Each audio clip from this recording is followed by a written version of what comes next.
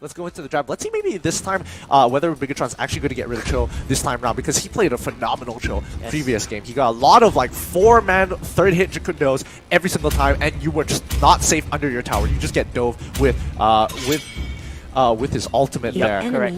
And Walker is going to get banned out here. Looks like it's around the same bans this time Selena will be banned out here. And I want to give credit as well to not only Zeno, but Zen and Come to Papa. They played Gushen and Martis really well. Decimate comes in on point. Gushen coming in as well to steal at least some objectives from there. I think the Lord, they stole the Lord from there. Lord. Wow, so kudos to Icon, but that's round 1. We'll see round 2. Team Icon, the final ban phase from here. I'm expecting Bigetron to get rid of Grog on his side of the map, but however, Icon have quite a few options. It looks like it's going to be Jawhead this time around. Going to stick to the norms. Now, the question is, what is Bigetron going to ban out? I'm expecting the Grok this time around, unless they want to hold it up for themselves or they're very confident to play around it, which in many cases, it's a hit or miss. It's a hit or miss, because most players usually can be not well versed in Grok because it gets banned out so often. And Grok does ban out, so it leaves you-know-who open. Hayabusa is still wide open, but it looks like Alice is going to be contested here. I mean, the moment you pick Alice, you kind of give away what the entire team comp is going to be about. Yep. And that kind of gives a lot of options to Bigetron, because then they can pick up Bane for themselves if they want to, make sure that the Wombo combo isn't going to be there. But he wants the Chow. Give him the Chow. It's definitely the Chow. Give him the Chow. Yes. Wow. And like we discussed before during the break, we can see the huge difference between Sino with the Chow and Sino with the Chow for Team Icon. Yeah, but the level play is just phenomenal. However, this is kind of awkward now, because now Bigetron is going to have 2 priority picks on their side. They can pick up the Hayabusa for themselves, but looks like they're hovering over the Lancelot. They've got so many more options in comparison to a Team Icon. So maybe, I don't know, I kind of feel like this game they probably should have given up on getting Sino Cho, but I mean, if Sino does not perform well on this show, it's going to be super upsetting for Team Icon. It looks like the rivals in the mid lane, Lancelot and Gushen, will be buddies for Team Bigetron. They're going to do a lot of damage if they get their hero kits with their farm well equipped. Team Icon, what will be your answer trying to counter this pick? They still have tanks open, they still have assassins as well they can choose on. Yes.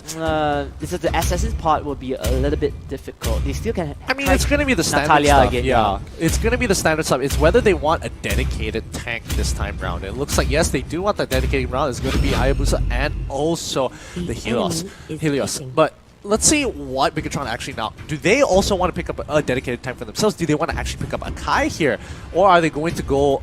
I mean, they could get Saber, then I'm expecting the traditional 1-3-1 composition where it's going to be three in the mid lane and the rest in the one lane into the side lanes, and then they can interchange between the assassins. So I mean, Saber is going to be a very big part of these, because his lockdown is just so strong. Yes, and not only that, you have Kaya as well, who can lock down and just push back the enemies into the base for that kill. So a very good choice by Bigetron trying to counter at least members like Hayabusa or Cho, because once the lockdown does happen, there's other follow-ups as well to kill off Cho or Hayabusa from the end. I definitely agree, yeah. I mean, it's going to be rough. It's going to be rough, but they've got the Kaya. They've got the Kaya. Now the question is what's their last pick going to be for the site of Bigetron here? Because to really round this composition up, they've got burst, they've got sustain, but will they be able to? They need a tank. They need a tank, because I don't believe Kaya could play a primary tank in general. He's very squishy. They really need a tank. Meanwhile, Team Icon, they're going to go in with more pushing potential in the help of Bane and Harley. Mage Marksman, you have Bane with the Deadliest Catch. Wow, he's going to do a lot of damage on turrets. Team Bigetron, just choose a tank. I think they could go with Akai in this sense. I feel like the Hurricane dance on Jason was really on point. It's just that the follow-up did not work out, but it looks like they're going to ignore my advice over here, and they are going to lock down Nana. Oh, wow. Okay, so number 1 question, there's no primary tank. All of your heroes are practically squishy. Just to note that Kaya is not really a formidable tank to absorb tank damage. Saber squishy, Nana squishy, Lancelot squishy, Gushen squishy as well. Bigetron's killing me here. Oh my gosh. We're gonna take an aspirin later onwards after this game. at the very least. But Okay. predictions. Predictions this time around, I'm definitely gonna... I'm thinking whether I should give it to Icon here because I like Bigetron. I can see the benefit of having Nana, but like, will it be... Are you going to be able to land it on the right targets? Because there are ways to play around. A lot of ways to play around the polymorph coming in from Nana here, getting transformed to the bunny for a couple of seconds. Kind of sucks in a big team fight. So it's kind of like if you use your backline gets hit by it, it becomes so difficult, so difficult. So I'm expecting Team Icon. I haven't seen them play too much of Hayabusa and also Bane, but I'm gonna give it to. I'm kind of iffy on giving it to Icon here. I'm giving it to Icon because the balanced lineup, early to mid game, they have so much potential. You can see Sino already harassing Jason with that squishy little Nana, and more action coming in as well.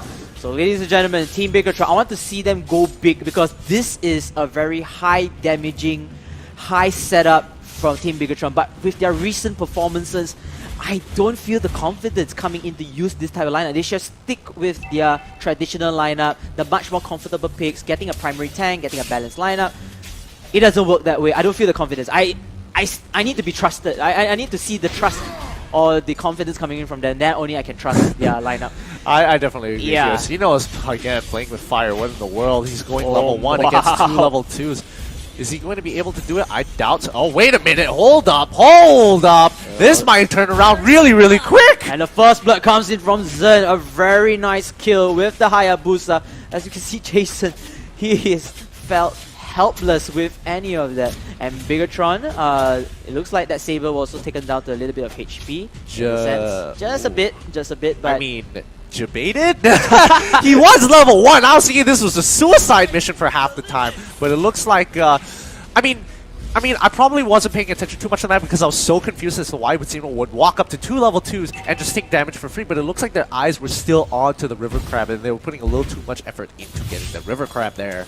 And I would like to say it's eye to the prize, but it's eye to the prizes. Not only they get the River Crab if they want to contest on that, but they can kill the hero as well. So it was both ways in one end. Meanwhile, Team Icon wasting no opportunity going in here and trying to create something there, but then they're still under level at this point. And they don't really have the engagement just yet. I mean, they're kind of expecting Sino to get a catch, but he's kind of like just hovering around. They're playing really well around it, but Helios has the flicker out there. Come to Papa.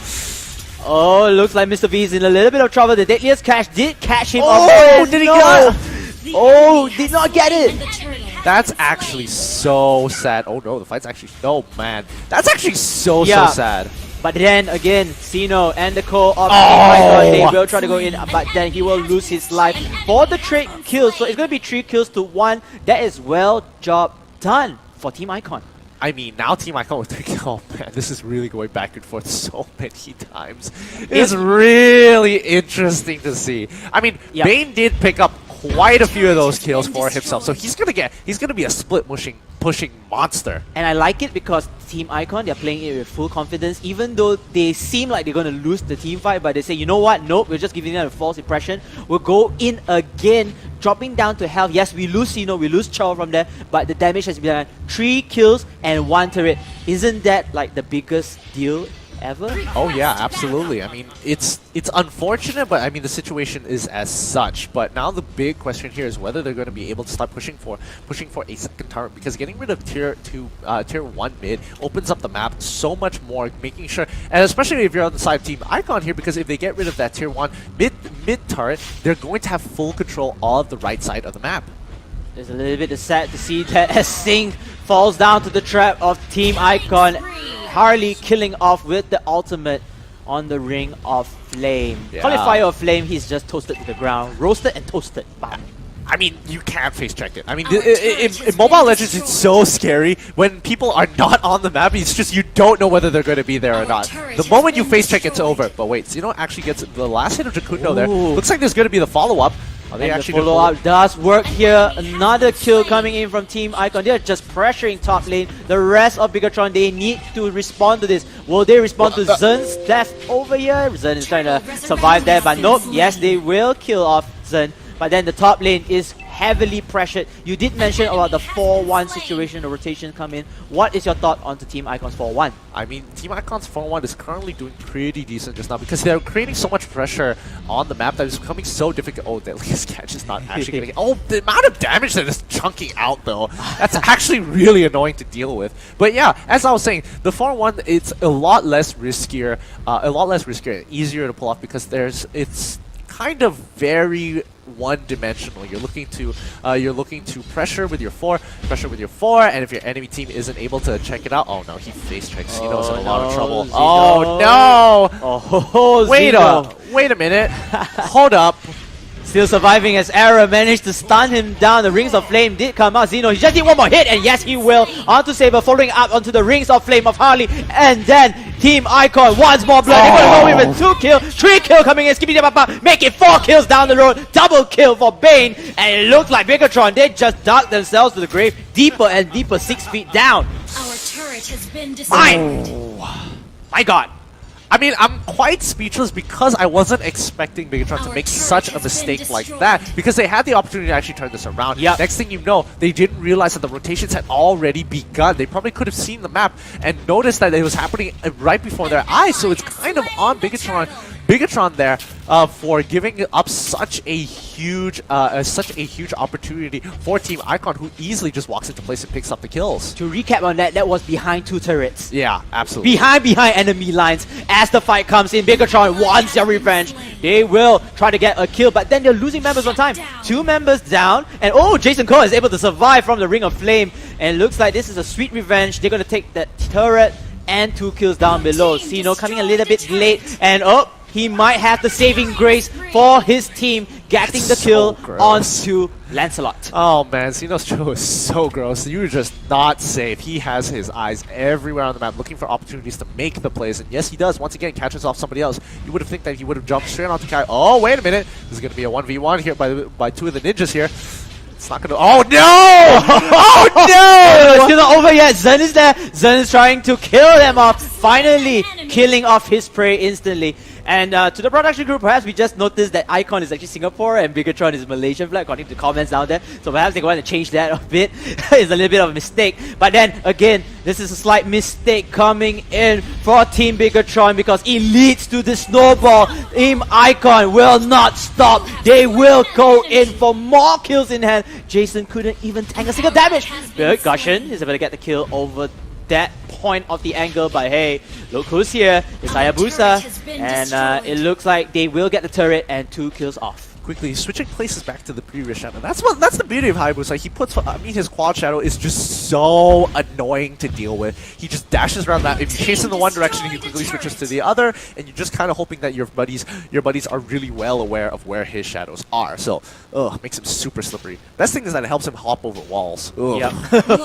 Very annoying as well, right? I can sense the frustration in your voice, Fatal. I mean, it must be frustrating for people who are playing against Hayabusa because I play Hayabusa, so... That's the only reason why. Sorry guys, that's a quick announcement, but there, Divine Judgment does come up, but that's a little bit too late. Harley is able to take down Nana once more. Down to the graveyard, 16 seconds of respawn time. Team Icon just looking very, very confident, and you know this spells what? It spells L-O-R-D. The Lord! Yeah, and I think Icon here are really just, they're setting up some pretty nice traps overall, but I feel like BTR shouldn't be falling for most of these because they kind of can't tell where they're going to be, but it looks like Xeno is going to be trying to solo Lancelot over there. Oh, what? What just happened? What happened? Where'd he go? He just popped! Did I just saw Team Katom doing that, and oh my goodness, even though they get the trade kill, but Xeno once more just proving how impactful, how deadly he is with the choke. But we gotta talk about Katom's Bane. What went that? I mean, he's got a lot of damage. I mean, he's super far ahead. Ooh, Divine Judgment pulling Xeno back. I think that was the first skill, if not mistaken, that he just cannonballed that guy, and it was bye-bye GGWP to Lancelot. I was expecting to see potential damage as it slowly drains down, but instead he was just gone. Instant wreck. Oh, Xeno, stop it! The Jit Kundo and the Way of the Dragon works really well before falling down, but his team already has the opportunity But then they will disengage because it seems like Error is down to a lot of HP. They don't want to take this fight and, you know, kind of change the tables for the benefit of Bigetron. As of right now, Sana is just trying to hard carry his team here. He really is. I mean, WQXD is looking for these grand engagement, and he's mainly used for utility and also the shred from his shurikens. But man, Sana is doing his best to hard carry this game here. Up to Papa. Ooh, one more time. Bane picks up another kill for himself. This is looking pretty good. I mean, it's really looking pretty good for a Team Icon here. But it's looking very grim for Team Bigetron. Because I mean, Bigetron can come back in, but they are just looking for these 50-50s. no, they're very squishy at this moment, Fatal. I feel like this is the same thing that we... Oh no, he doesn't. Told ya! Oh, it's rough. I'm not gonna lie, it's really rough. It's like finding the diamond in the sand, but it's just sand castles all the way. Sandcastles. I have no idea why I did that quote, but you get my point. I Literally. definitely get the point. I definitely get the point here. But now Team Icon have finally set up the waves here. It's looking really good. It looks like they might be able to pick off one of the turrets here, and as well as then able to get the Rose Gold Meteor into his hands. He's going to be able to dive turrets like no one's business. Oh, Sana is getting chunked out. He is the target. And more kills comes in for Team Icon. They're going to take down the first tier 3 turret, which is in the mid lane. They want to continue this fight. They have the momentum. They have the utilities in here. Divine Judgment didn't pull by Kaya, able to pull out high loss. But then, where is the follow-up from Team Bigetron? They are losing members of here. And it looks like Team Icon, they are trying to run away. And nope, they're going to turn the tables back again. Hayabusa is over there, slicing and dicing down Anana down below and leaving only Sana, the last base member alive. Gushin is dead. And that is GGWP for Team Icon.